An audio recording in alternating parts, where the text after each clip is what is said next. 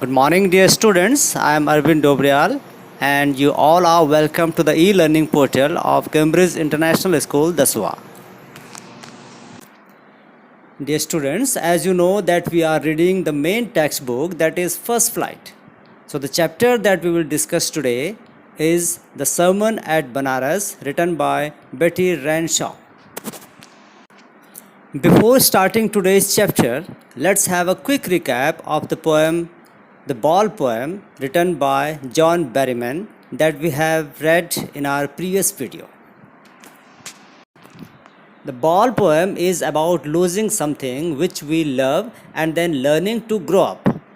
It is about a little boy who, in his young life, is learning what it is like to experience grief after the loss of a much beloved possession, which is here his ball. Maybe for us, the loss of a ball is a minor consequence. Our natural reaction may be that still there are many more balls, so need not to worry. But to a little boy, this is something different.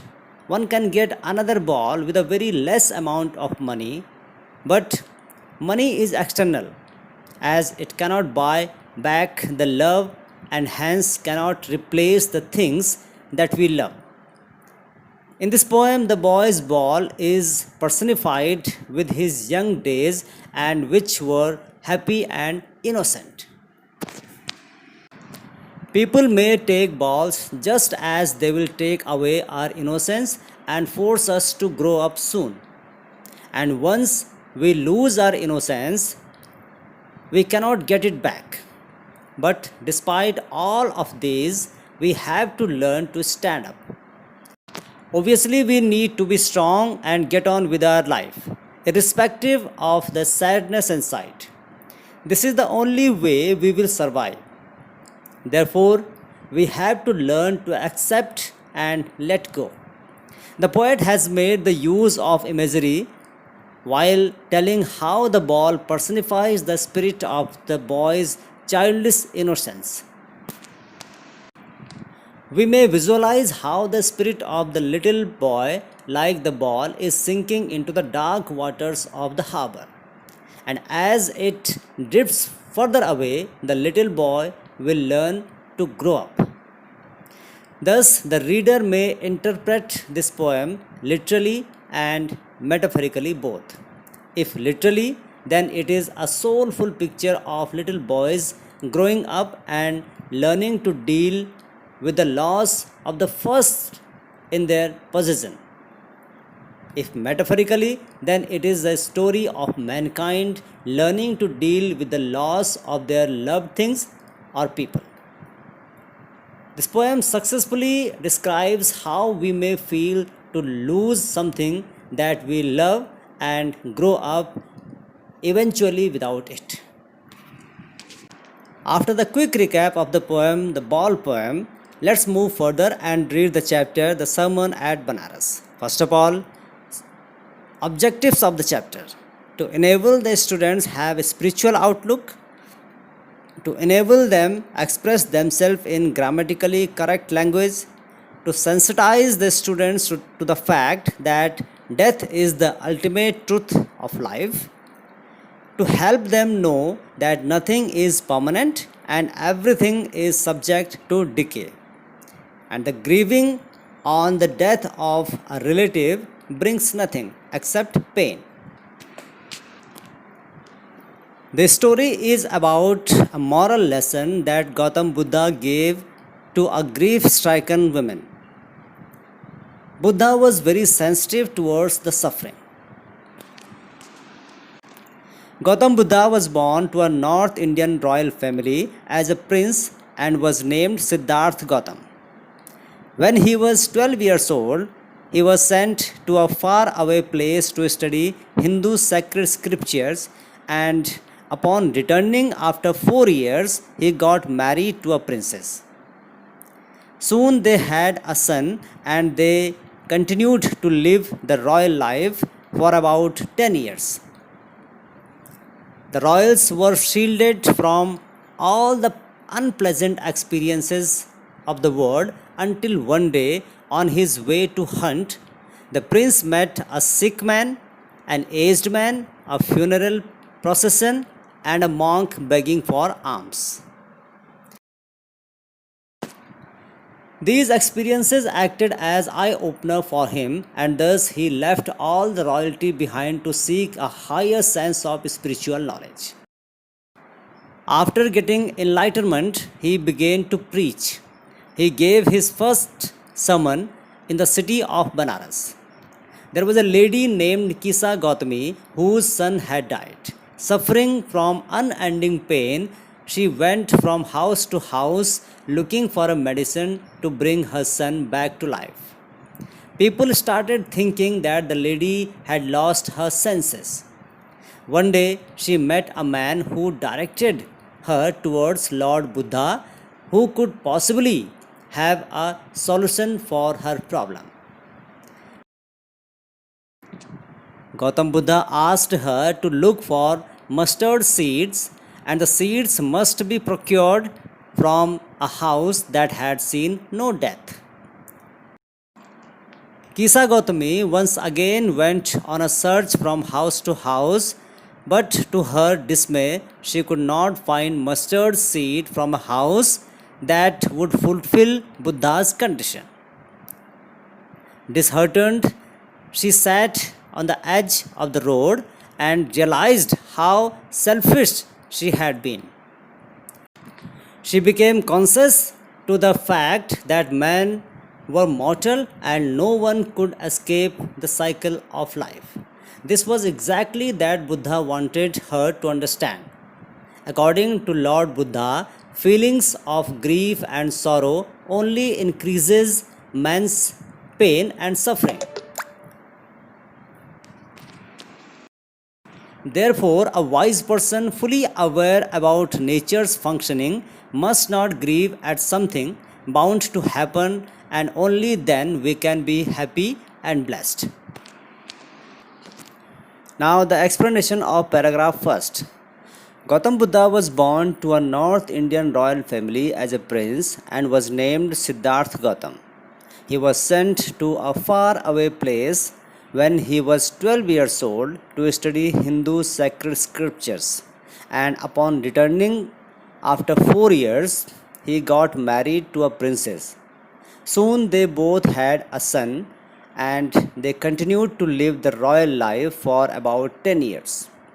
The royals were shielded from all the unpleasant experiences of the world until the prince met a sick man, an aged man, a funeral procession, and a monk looking for alms.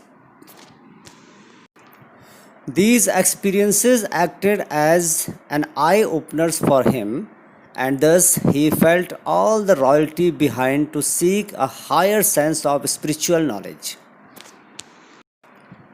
Gautam Buddha went in search of enlightenment for 7 years before he finally came across a peepal tree and chose to sit under it till he became awakened. When he finally attained salvation after 7 days, he decided to retitle the tree as the Bodhi tree, which means the tree of wisdom, and he himself came to be known as Buddha, which means the awakened. He even began preaching his new realizations, and his first sermon was given in the city of Banaras. The city of Banaras is known to be sacred as it resides on the bank of the river Ganga. The first sermon he gave was preserved and is famous till date. It gives a new perspective to man's unending sufferings. Now, the explanation of second part of this story. It talks about a lady named Kisa Gautami whose son had recently died. Struck with unending pain and sorrow, she took her son door to door, requesting for a wonder drug that could bring her son back to life. Quite obviously, everyone thought that the lady had lost her ability to think clearly. Going on from door to door, she finally came across a man who could not offer any medicine but led her to Sakyamuni the Buddha. Filled with hope, the lady visited Gautam Buddha and begged him for a cure for her child. Once again, Kisa Gautami went from door to door, but this time she was looking for the mustard seeds. Many had mustard seeds to offer, but none of them could fulfill Lord Buddha's condition of having seen no death in the family. Upon being asked, people requested her not to remind them of their deepest griefs. Unfortunately, she could not find a suitable home to get mustard seeds for her child. All hope was lost for Kisa Gautami, and thus, in extreme anguish and pain, she found herself a place to ponder at the edge of the road. She continuously watched the city lights blinking and observed them till there was a complete darkness all around. After deep reflection, she realized that man's fate was just like these city lights that flicker and extinguish repeatedly. The cycle of birth and death is nature's way of working. Suddenly, she became conscious as to how selfish she had been in her sorrow, and that one who was born must rest eternally. Men are mortal, and the ones that are immortals have covered a path free from all worldly pleasures. According to Lord Buddha, the life of mortals is troubled because they have not made peace with the fact that the one who is born must rest eternally. There is no way of a living being can avoid facing death. Just like a ripe fruit is more prone to falling, an aged mortal is bound to die. Just as the earthen vessel break at a point, so do men. Whether old or young, foolish or wise, death leaves none. The only way death works is by withdrawing the person from the living world. No one has control over death. Neither a father can save his son, nor a kinsman or his relatives. Just like an ox is taken to the slaughterhouse to be killed, so does death do all mortals, leaving none behind. Thus, the one who knows this truth and does not grieve at his loss is the one who has been called wise by Lord Buddha. According to Lord Buddha, one should not grieve, weep, or be miserable at something which is bound to happen, because it will keep man away from obtaining peace of mind. It will only multiply the pain and suffering, thus leading to physical weakness, and moreover, no amount of grief would bring back the debts. It is very important to understand that one must move past feeling like sorrow and grief, as it is the only way that leads to the path of salvation. Now I am going to conclude what we have read today. Today we have read that Gautam Buddha was born as a prince. His name was Siddharth Gautam. At 12, he was sent away for schooling in the Hindu sacred scriptures. He returned after 4 years. He married a princess, and after that they had a son. Gautam Buddha had been shielded from the sufferings of the world. When he was 25, he saw a sick man, then he saw an aged man, then a funeral procession, and finally he saw a monk begging for alms. These made him so sad that he himself became a beggar. Then he went out to seek spiritual knowledge. Gautam Buddha wandered for 7 years, and finally he sat down under a fig tree. He vowed to stay until spiritual knowledge came to him. He got it after 7 days. He named the tree as the tree of wisdom, and he began to teach then. Soon he became known as the Buddha. Kisa Gautami had an only son. He died, and she took the dead child to her neighbors to make him alive. She asked for medicine, but the people called her mad. At last, Kisa met a man. He told her that he had no medicine, but he knew a physician who could give medicine for the same. Kisa went to Gautam Buddha to take medicine for her child. The Buddha told her to bring him a handful of mustard seed. It must be taken from the house where no one has died. Kisa Gautami went from house to house. People gave her mustard seeds. She asked if no one died in the house. They told her not to remind them of the deepest griefs. All departs from life. A father cannot save his son. All relatives lament deeply when the dead is taken like an ox for the slaughter. So the world is affected by the suffering due to death and decay. No one will get peace of mind from weeping or from grieving.